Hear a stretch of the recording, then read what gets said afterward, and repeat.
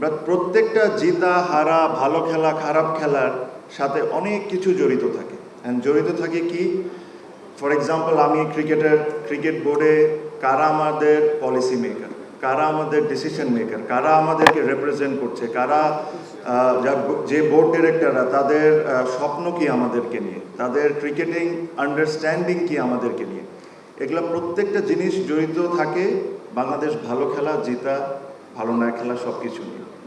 তো যেহেতু আজকে জেলার বিভাগের একটা এত সুন্দর প্রোগ্রাম, আমি ছোট হয়ে আপনাদেরকে একটা জিনিস রিকোয়েস্ট করব যে যারা যোগ্য